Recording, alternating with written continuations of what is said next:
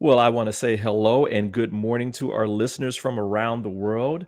I want to welcome you to another edition of This Morning with Soulivity, broadcasting live from our studio right here in Washington, D.C., the nation's capital, and on KMET 1490 AM radio in Southern California. My name is Brian Wesley Johnson, and I am so glad that you are here today. We have a fantastic show with some fantastic people, including some very special friends, my beautiful co-hosts, Sheila Applegate and Candice Harper. Good morning, ladies. Good morning. Good morning. Well, we want to welcome back Candice. You were like getting over a bad cold. Oh my goodness. It was like some sort of weird stomach flu thing. It wasn't the COVID, everybody. the COVID. The COVID. It was some kind of crazy. I like I said, I exercised the demon this last week. Oh man, well, we're glad that you're back. We have a very special guest coming up in just a second. But before we get to her, I just want to take a quick moment and acknowledge and send some well wishes out to Ralph Yar, a Black teen in Kansas City, Missouri, who was shot after ringing a doorbell of a wrong house to meet up with some younger siblings.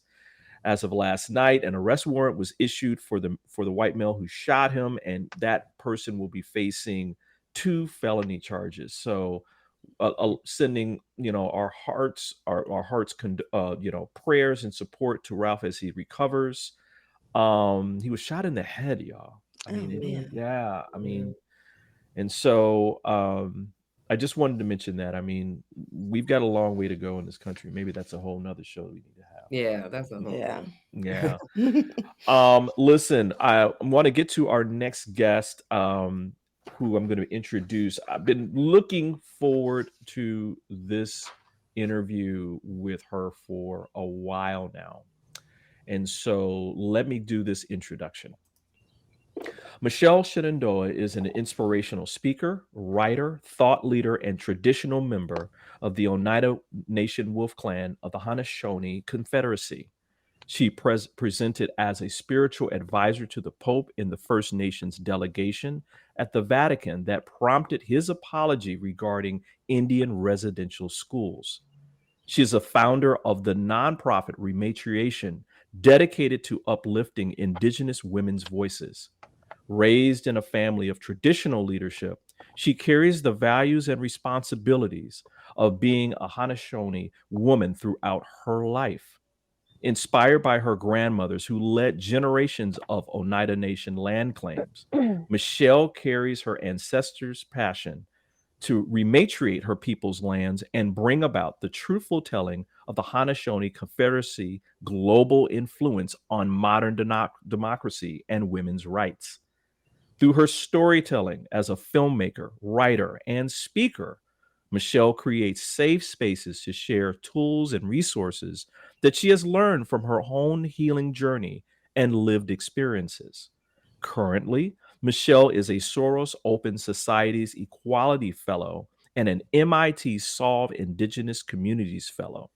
She is also a co-founder, owner, and principal at Indigenous Concepts Consulting with her husband, Neil Paulus. They help businesses and media companies develop their own organizational best practices through an Indigenous value-based lens. And so with that, it is my pleasure to welcome Michelle Shenandoah to This Morning with Soulivity. Good morning, Michelle. Good morning. So early. I know. Well, it's such a pleasure to have you here. Again, as I said before, I have been looking forward to this specifically because I don't think we talk enough about not just the history, like the recent history, I'm saying recent in air quotes, the recent history of our First Nation people and indigenous people here in America and around the world. But we don't talk about the contributions that these people have given to all of us, right? And that there's not enough representation in film, in TV, and elsewhere. So thank you for being here. Oh, I'm grateful to be here this morning. Thank you so much for inviting me. So my first question is, every story has an origin. And your story with Matriation started on a New York subway. Will you talk a bit about that experience? Well, so to speak, right? I mean, well, I could go way back if you like, but yeah. So my inspiration for launching Rematriation actually came about with initially wanting to create an Indigenous women's magazine. Yeah. And when I was in my 20s, I lived in New York City and living the glamorous life, right? It's a lot of fun. I'm not there now. I'm in upstate New York now. And yeah, I mean, this was before, smartphones, iPads, right? Yeah, And everybody yeah. would read something in paper. And so I'd be there on my morning commute, looking around, and you could pretty much see what everybody was reading, from the Mhm. Wall Street Journal to the New York Times and whatever magazines they had. And, I saw the Black woman reading, Ebony magazine, Essence magazine, the Latina Yeah, woman reading Latina magazine. And I said, yeah. hey, where's my magazine, right? Right, And right. it didn't exist. So some friends and I who lived there in New York said, let's start this. I had a really, smart friend who worked for then JP Morgan Bank, and she was a financial analyst, and said, oh, well, we need like about $30 million to Woo! launch a magazine at this, Wow. and we're all in our mid 20s, and we all just kind of looked at each other and got silent. And we're like, yeah. Yeah. So when iPads came around, I kind of revisited the idea because a lot of magazines moved onto that platform. But then it really wasn't until about 2016 I actually had a pretty life-changing accident, meant to be accident, because I was on a path of law, right? That Wow. was my trajectory, and I was gearing up, to go and do everything I needed to do to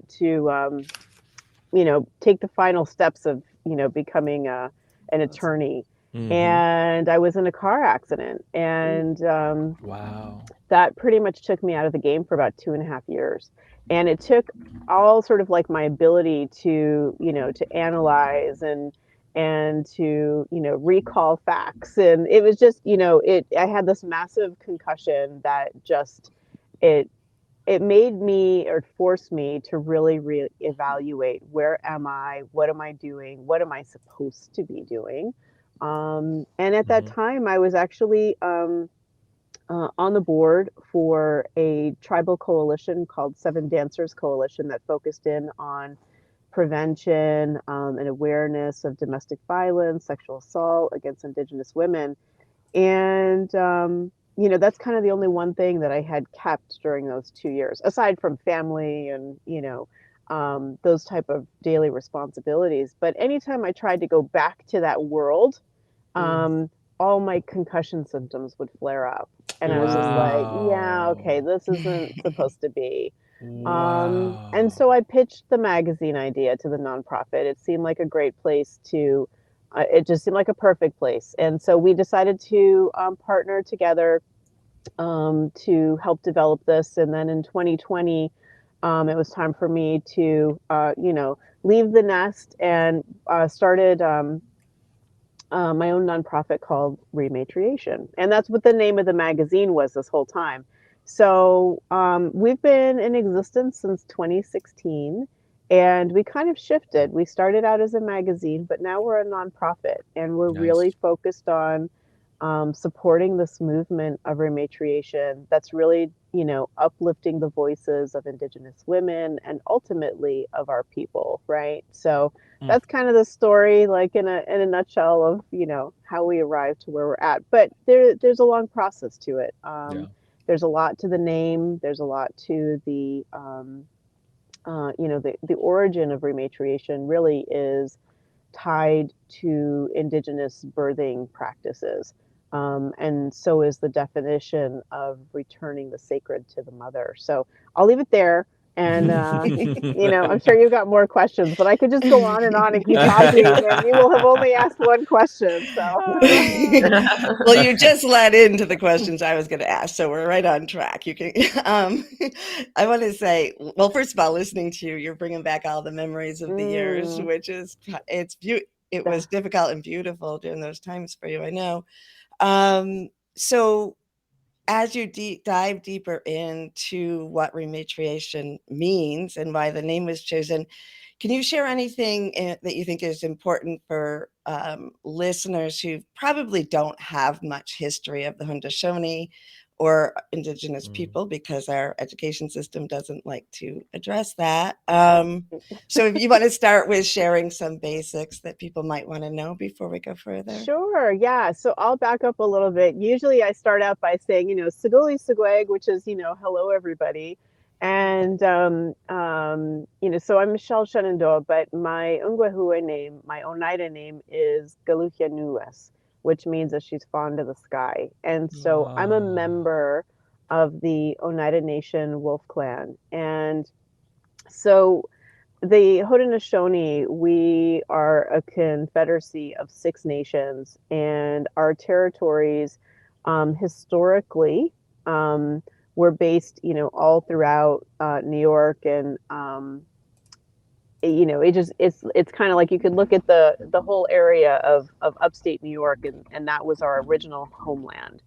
But due to wars, forced removals, and colonization and all those impacts, now our territories, we're much smaller communities, but we span basically from Montreal all the way across New York and over the Great Lakes into Canada, and then out to Green Bay, Wisconsin. But then we also have some of our community members also that moved out to Oklahoma, right? So we're really spread out now. But the Haudenosaunee Confederacy really are the founding fathers spent a considerable amount of time with our people and studied our practices, how we governed ourselves, how we lived. I mean, I've been spending time in the archives of Ben Franklin's, materials, and he wrote about us in terms of, how we kept our history. We kept it better than the colonists did, that we could recall details, from 100 years earlier in treaties better than the colonists could. But they really wanted to create a government in our likeness, and Ben Franklin is noted for advocating for that. Wow. And so really the Constitution that folks see today is really structured after the Haudenosaunee way of governance. We formed together as a confederacy of, originally 5 nations, about around 1,000 years ago, a little over 1,000 years ago. And we were brought together in peace. And really, we were warring nations prior to that. We weren't always, but, there's a period of time we became these warring nations. And a message of peace was brought to our people. And with that, it brought together 6 nations under peace that have existed under a form of democracy and peace ever since. Now, I ask this question, and I like to ask it deliberately, to ask people, where else in the world do you see that, where you have multiple nations working together in peace for that long? Hello. Right. And the thing about it is we're still here, and we're still practicing this way of life, right? So you can see, what a great influence it had. But, as the Constitution was formed, from the Declaration of Independence to the Constitution, there were a lot of things that were left out.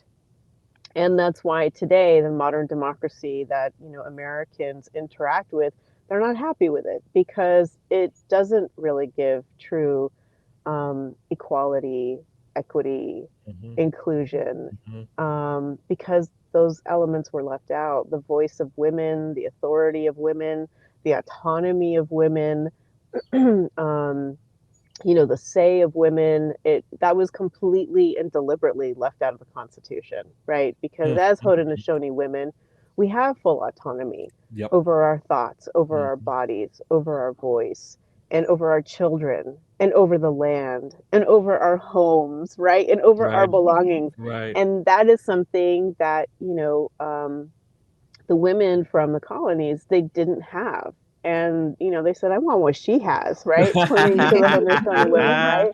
So that's why you also have, the women's suffrage movement, formed in upstate New York, because they were surrounded, and interacting and living, among the Haudenosaunee people. So you can see these like two great influences that really helped to shape the United States, but really ultimately even the world, because these became movements that have really just had an influence globally.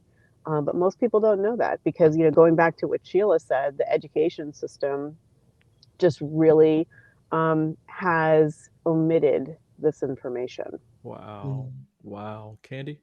Yeah, I mean, just in listening to that, and back to what Sheila said as well, like just that the patriarchy just glosses over so many things. But so now, would your community be considered like a true matriarchy? Like, I'm curious about just. Well, oh no, finish your question. Go ahead. You're curious. I'm curious about, not only just the history of, having generations of women who do have the kind of autonomy that you're talking about, but, and I hate that we always want to define everything and put it in a box, but like, is that how you would describe your community? Is that how you would describe your ancestry, like a true matriarchy? Well, so I really take a lot of guidance from, our elders, from our leaders. In particular right now, at this time of my life, I'm really very grateful, because I have the opportunity to work with one of our clan mothers, who is someone who's really stepping into the place of authority as a clan mother should. And as we're talking about patriarchy, it certainly has made its way into our communities. And you see that a lot of our voices as women have been silenced, even in that space of governance. So it still exists, right? That respect, that reverence, for, our women, for the voice and authority of our women still exists, but that, the elements of that patriarchal, male-dominated society has also made its way into our community. So, anyway, so getting to your question, and so what I really love in working with her, she calls herself Mama Bear, which is great. She's a Mohawk Bear clan mother. She's really helped to focus on standing women back up, right, to be in their strength. And one of the things that she likes to say and to remind people is that we're not really a matriarchy, in the sense that when you think about it, it can tend to talk about there being one person in charge, or one woman in charge. And she said that as women, we're all in charge, right? So we are matrilineal, matrifocal, matrilocal communities, and the women just truly have that authority and have that say. And so we do have clan mothers, and the clan mothers kind of really are the ones that are in charge. They oversee their clan, right? So like I said, I'm Wolf Clan, right? So in my clan, among the Oneidas, we have 3 different Wolf clan mothers. And each clan mother, no matter what clan it is, whether it's turtle, it's bear, it's hawk, it's heron, it's eel, it's right? Every nation has a varying number of clans, and among the Oneidas we have 3, right? So I'll just talk about the Oneidas for a moment. So the clan mothers, they do just that. They're the mother for that entire clan, whether they're a blood relative or not. Like, it's her responsibility to make sure that that entire clan family is taken care of. So she's there, to, be there to respond to the people, to listen, to help them with resolving conflict, to make sure that the community is well. And then, if there's something that, is incredibly challenging for the community, for her clan family, right, she can take that to the nation level. So, right, among the Oneida Nation, and it can be discussed and talked about between the clans. And if it's something that becomes more of sort of like a national issue, then it gets raised, to the other nations.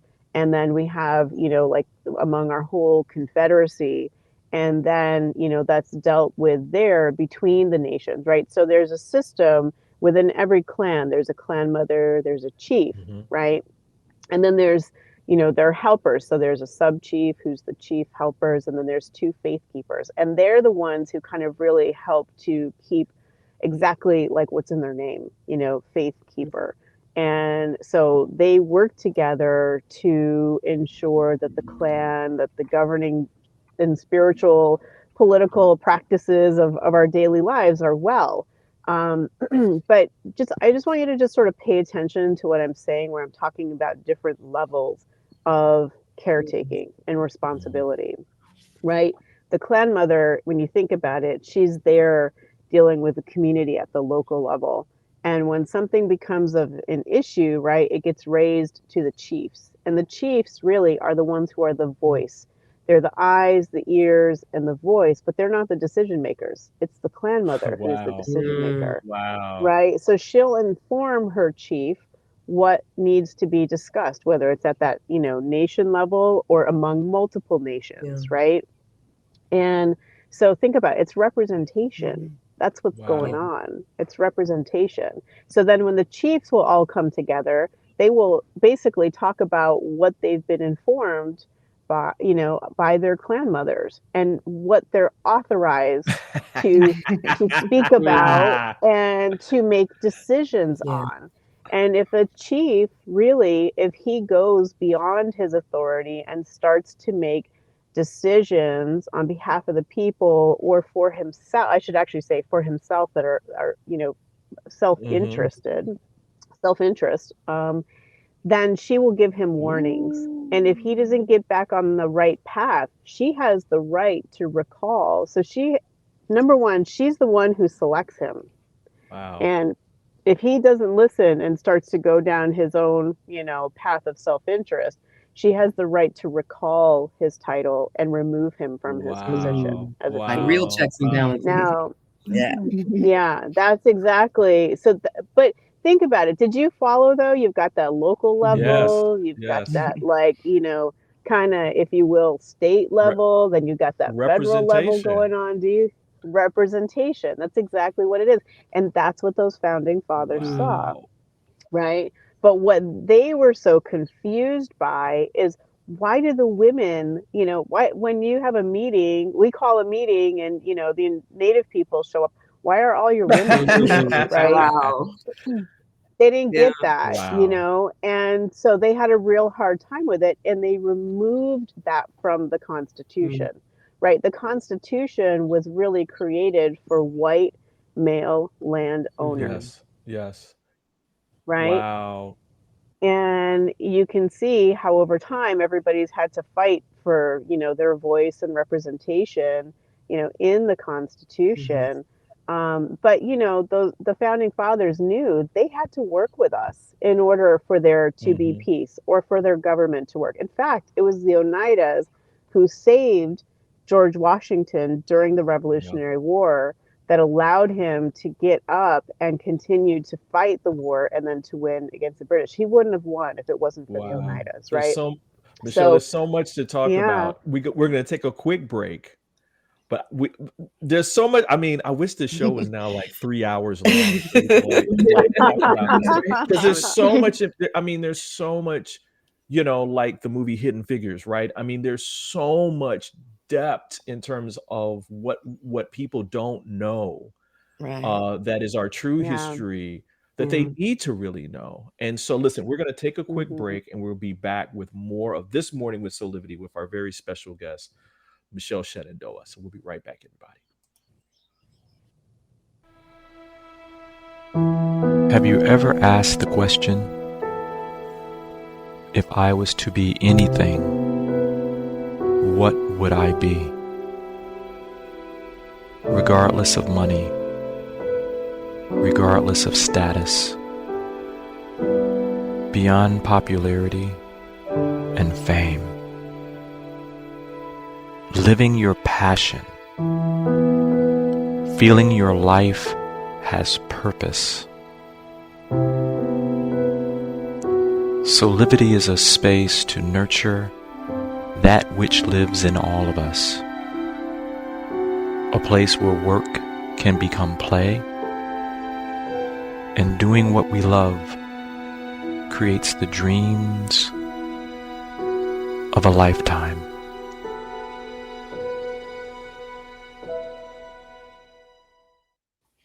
And we're back with more of This Morning with Soulivity. We are joined today by a very special guest that I've been looking forward to talking with for a long time, and that's Michelle Shenandoah, founder of Rematriation.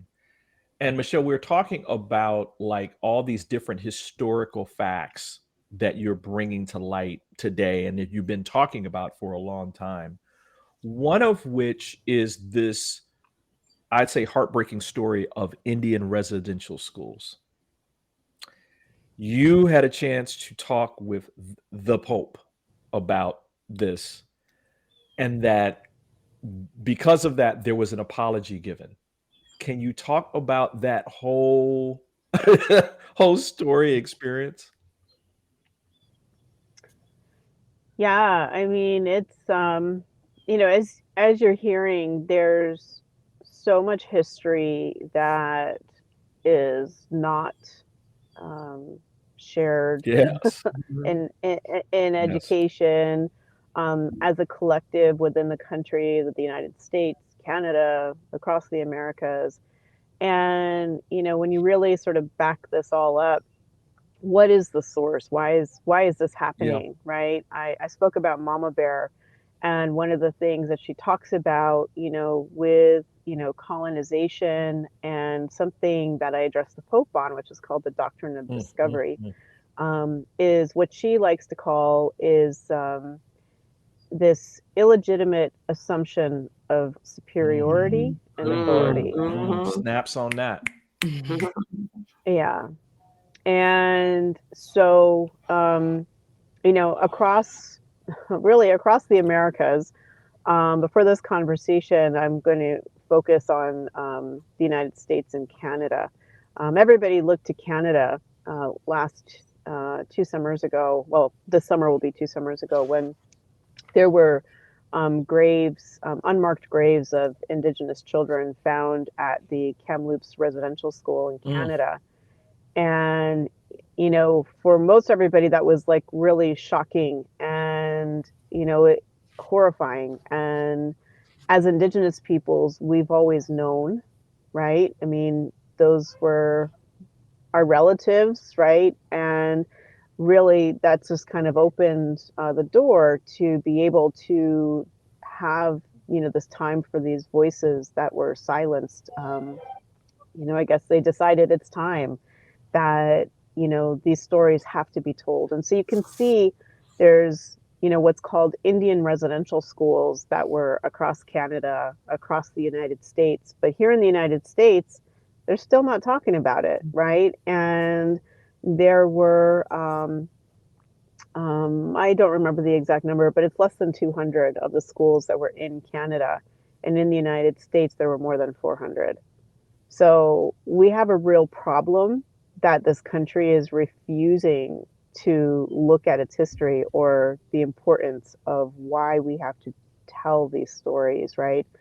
Um, so the Indigenous peoples in Canada, under what's called the Assembly of First Nations, it's like a congress of Indigenous nations across all of Canada. basically came together and requested meetings with the Pope to address these schools, because most of them were run by the Catholic Church, Mhm. right, in Canada. And the abuses were horrifying, from sexual abuse to food deprivation and malnourishment to, disease. And these are the only places where there are graves for children. These are the only schools Wow. for children that have graves, right? Mm. And that happens here in the United States too. Mhm. Like, I have to Mhm. remind people, this is not just Canada. So the delegations, prepared to go over to meet with the Pope and basically to, say, hey, this is not right. You have to make it right. With that, they had a spiritual advisor, and they wanted to have a female spiritual advisor as well. That request made its way across, many of their nations, and they wanted Haudenosaunee representation. The request came to Mama Bear, and she couldn't go, and so she looked out within the community, and myself and one of my other Mohawk sisters, Gudgy Junie Fox, the two of us were able to go. It was decided that I would speak, so I therefore, represented in this position. And with me, I brought an empty cradle board that Mama Bear had Wow. sent that represented the loss of all of our children and all the impacts on our families. And so, in my address to the Pope, there at the Vatican, we met in a private audience with him. The delegation that I was in consisted of 15 people, of elders, leaders, a couple of youth representatives, and myself. And I had the last word with him and left this cradle board, this empty cradle board, that I said I would come back and get the next day, because we would be meeting with the Pope again. And I just asked him to reflect upon these losses and what those impacts have had. But I also asked for him to rescind this doctrine of discovery that was basically held up by the creation of these papal bulls that came out of the 1400s. And that gave rise for the European explorers to come here to the Americas and to basically claim stake to the land and all of the resources. And really, what was behind it was that because indigenous peoples were not Christians, therefore the church, claimed that, we didn't have a right Wow. to the land. We were just basically the flora and Mm. fauna. And when you think about it, even today, where do you see indigenous peoples in most museums? Historically, where have you seen us? Right. Right. Right? With the dinosaurs, with the flora and fauna, among the archaeology, right? And see, that perspective was shaped by that doctrine of discovery 500 years ago. And it still persists to this day. And that's why we're invisibilized, right? Within media, within, all of the film and the stories and the history books. It's because it created this perception that as Europeans, that they can come here and just claim stake, and the indigenous peoples really don't have any real claim or say, and we don't really exist within the eyes and the lens of this, this Western, world. And it's really a shame. It's created a very long genocide over 500 years, and it also opened the door for Yeah. slavery here in the Americas. And so people may not realize it, but this is valid and active law in the United States Mm. today. Mm. It's in Supreme Court case law from 1823 that says this is the doctrine of discovery is how the United States claims all of its territories. And then also in 2005, Ruth Bader Ginsburg cited it again in a case against my nation, the Oneida Nation. And so, she kind of breathed life back into that. So it's something that we can actually point to say, here, look, it's valid.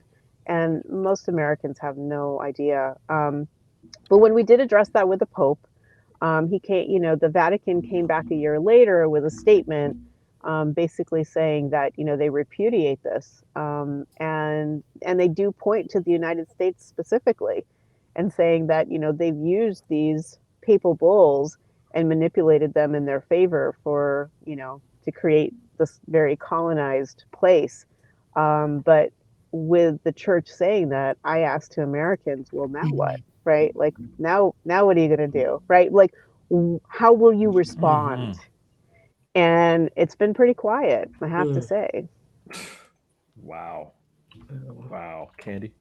Yeah, Michelle, I like what comes to mind as you're talking, and it's probably part of my own colonization. I mean, here you are standing in what is one of the biggest symbols of the lie of white supremacy, right?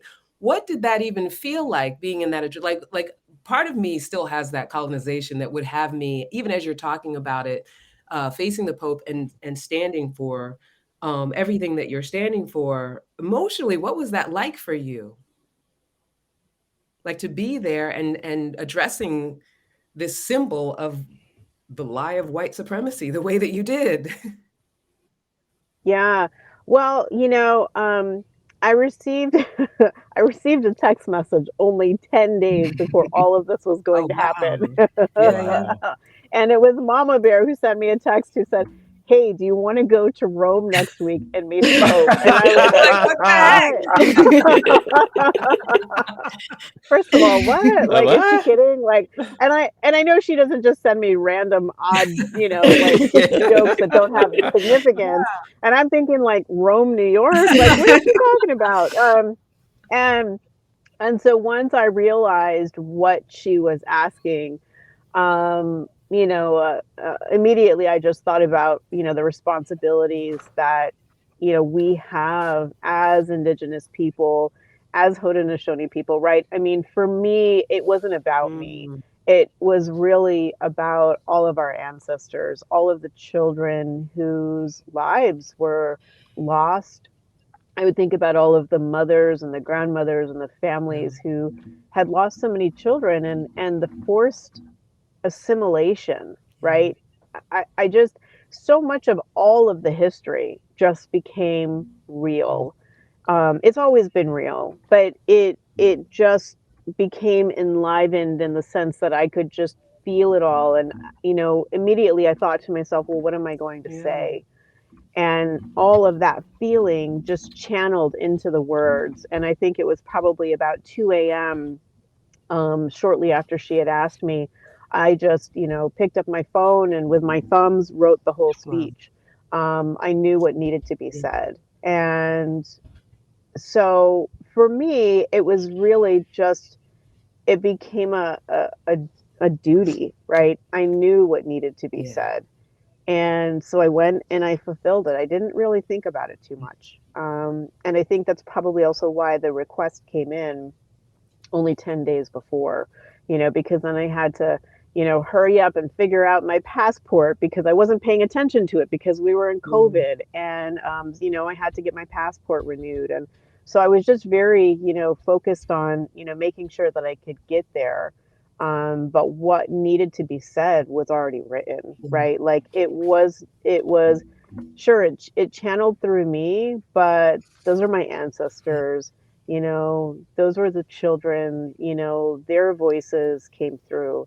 And, it became just really very evident, the source of all of this are these papal bulls that, created this thing called the doctrine of discovery, which ultimately then turns into like manifest destiny. And you can just see it's just like this domino effect of genocide, right? And so it's even in the speech, I talked about the gold that's on the walls in the Vatican. I mean, it's just opulent, like pure opulence everywhere, and I thought to myself, wow, how much of this, came from, the Americas, the stolen resources.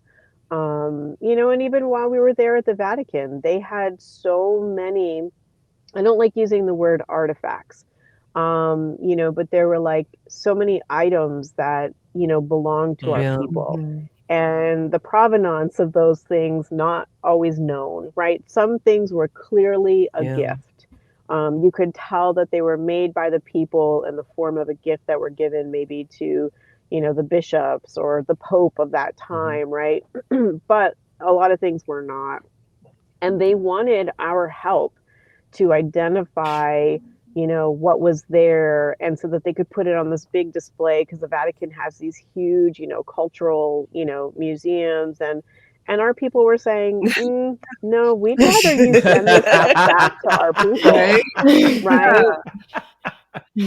But I don't think that's what they wanted to hear. And so, I stayed involved. The Pope did issue, an apology at the end of our time there at the Vatican, but I didn't even know he issued an apology. It was all spoken in, in the language Latin, there. And so I didn't know what was being said at the time. And then the cradle board that I had asked to be returned was not returned in that time frame with the Pope. And I thought, where's the cradle board? What's going on here? And it wasn't until after the event was over that, we had already informed the Catholic bishops who had went on this trip with us that, we're not leaving here without the cradle board. And so you could see one of them came out of the room that the Pope had exited through. And he came carrying the cradle board in a shopping bag and, kind of signaling me to come over and to get the cradle board. Really? And yeah, and it just, so the Pope basically said that, he would be coming to Canada. He'd like to see the cradle board again. They said he meditated and prayed with it overnight, or but when I took it back, I said, this is symbolic, of us bringing our children home. Yes. Right. Michelle, there's so, I know, I look at the website and I see so many different things that are going on. Can you talk to us really quickly while we have, a few more minutes about some of the projects that Rematriation is creating or actually that is out there right now? Yeah, absolutely. So we're a nonprofit. We are a 501c3. We do accept charitable contributions. That's how we do the work that we do, so people can support our work. But really what we're doing is helping to uplift the movement of Rematriation. And it's an Indigenous women-led movement that all people can participate in. Because Rematriation means returning the sacred to the mother. And who's our ultimate mother? It's our Mother Earth, right? And she now is asking us all to pay attention, to look at how we're living, change the values of how we live, because otherwise we're not going to continue to be here as human beings. And so we do have to work together. We're at this point now where it doesn't matter what race you are, or it doesn't matter where you live in the world, but we all have to work together if we want to continue to be here, right? So what we're really doing is helping to share the knowledge from our people through the stories, through highlighting the events, the works that, our people are doing. And we think about, representation, connection, education. And so we really try to make sure that there's representation of Indigenous peoples in spaces where, we're normally not. And, connection. We create space for Indigenous women and community members to come together to find that support, that healing, sharing in traditional knowledge, and to really, get our cup filled with our own, way of being, so that we can go back out there into the world and share this type of information and educate, right? Like, education is key. Think about just in this last, 40 minutes that we've been on this call, like how much I've shared. And the thing about it is I'm one voice, right? And imagine if this were in the books, how many millions of people's lives would be different if they knew this type of information, right? So share, right? Share. So people can, join, onto our newsletter, hear about, what we're up to. You can, contribute, support the work.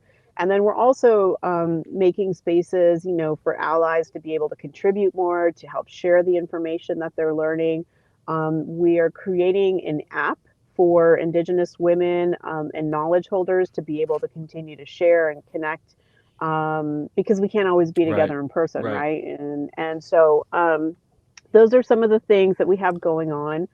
And then, I also run a consulting company with my husband. We also help to bring Indigenous perspective into the world. We do a lot of workshops, a lot of talks, facilitations with organizations, institutions like, and then higher ed, and corporations. And Wow. yeah, so that's Indigenous Concepts Consulting. People can also find us there online as well. Fantastic. Well, you have an ally with us.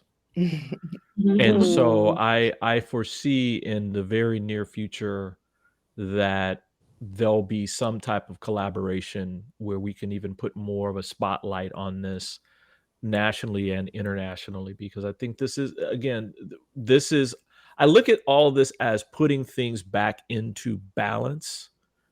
There's been this Yeah. overwhelming patriarchy that's been out here that has messed things up for too long.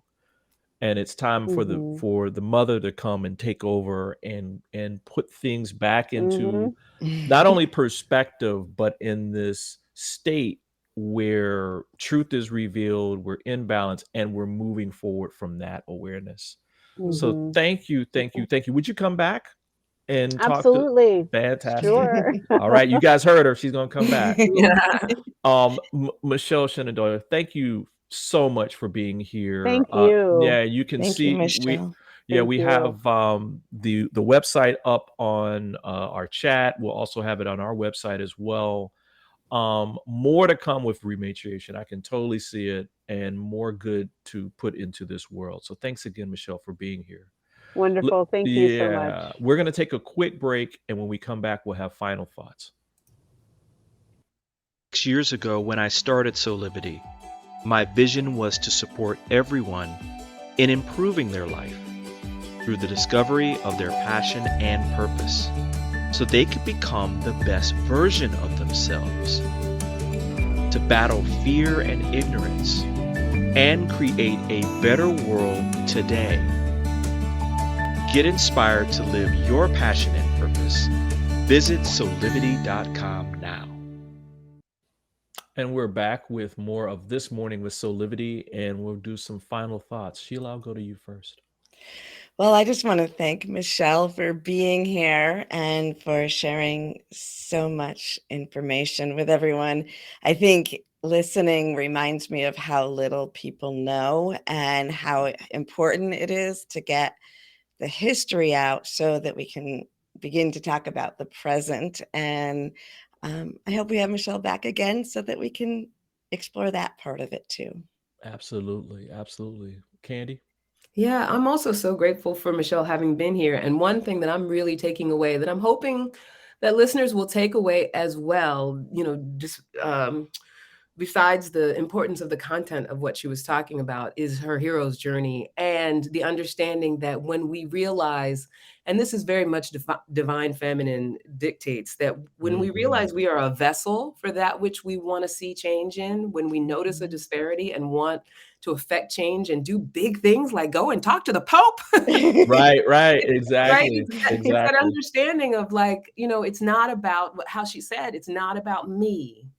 The reason that I'm noticing this imbalance, this disparity, is because there's something bigger for me to do. And if I just allow myself to flow and be a vessel, the biggest things can come out of it. And so I love that she illustrated that, expressed that, and displayed that. She was fantastic. I love meeting her. Yeah, I can't wait for her to come back again and talk more about all the great things that she's that she's going to complete between the time that we're apart from each other. She's always doing something. I can see that. I'll just say really quickly before we do some shameless plugs. There's a reason why, as part of Soulivity's creed, that we say that we're battling fear and ignorance. Because it is only through the light of truth can we move forward in our lives? It always starts with awareness, typically within us. So, with Rematriation and the work that Michelle is doing, she is shining a light and bringing that light forward in terms of truth, Mhm. so that all of us can live and have a better life with each other, without all this other stuff that's happening, that's of lower vibrational frequencies and hate and all this other stuff, that we can move forward. So thank you again, Michelle, for being here. Do some shameless plugs here really quickly. Sheila, you've got some soul connections going on. Let's talk a little bit about that. A soul connection session is one-on-one time with me via Zoom or phone, and we can do a traditional spiritual reading where we communicate with your loved ones and spirit guides, or we can do a personalized meditation to help you connect directly with your soul and your spirit guides. And we have a discount for Soulivity listeners, $44 off your first session with the code SOUL23. Fantastic. Thank you so much. And Candy, what's this thing I hear about? It's homeostasis. What's this? Right. It's still an ongoing, very important project. I'm not going to go into it too deeply because there's something else I do want to talk about, but I do want people to go to bit.ly/it's homeostasis to learn more about that project. But I'm also, I have an upcoming digital course. It's Create a Love Life That Loves You Back. Yeah. And so anybody who's interested in being part of the beta test, which is starting to happen right now, it's at a deeply discounted price already, but Soulivity people, Soulivity 50% off as always. If you're interested, come to CandiceHarperLoveCoach.com or email me, Candice@CandiceHarperLoveCoach. Let me know you want to be part of the beta testing of this digital product. Create a love life that loves you back. Nice. That's so good. So good. Well, I hate that this, sometimes I'm gonna say hate is a strong word. I strongly dislike when we're having such a good time together that we have to end, because like today, the whole show was so important to hear, and that we all need to connect with that, right? And man, I can't wait. But you know what I used to tell Brian? I used to take care of a little 3-year-old, and she used to hate to leave the playground. She'd always be like, I hate to leave. I'm like, well, you can hate to leave, and that's okay. But leaving means you get to come back. Right. Yeah. And we gonna be coming back. That's right. Well, thank you both for being here again, my sisters. It's always I'm always deeply happy when both of you are here, along with our other co-hosts, and pushing this idea of passion, purpose, and living forward.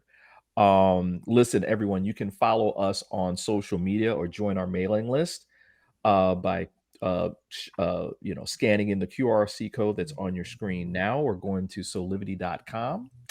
And listen, on behalf of all of us, I just want to say thanks for joining us again for another fantastic episode of This Morning with Soulivity. We hope that you come back and join us every weekday at 8 a.m. Eastern for our live broadcast, or you can listen at 9 a.m. Pacific on Thursdays and Fridays on KMET 1490 AM for all of you out on the West Coast. Until next time, keep on having real conversations that empower with passion and purpose, and create that life, that best life today. We'll see you guys next time. Bye. Bye.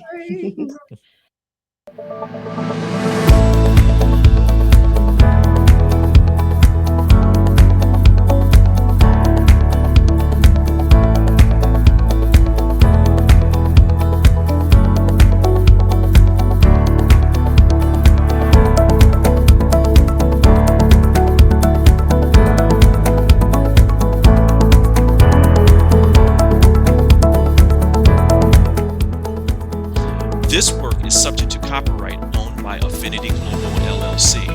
Any reproduction or republication of all or part of this is expressly prohibited unless Affinity Global LLC has explicitly granted its prior written consent. All other rights reserved.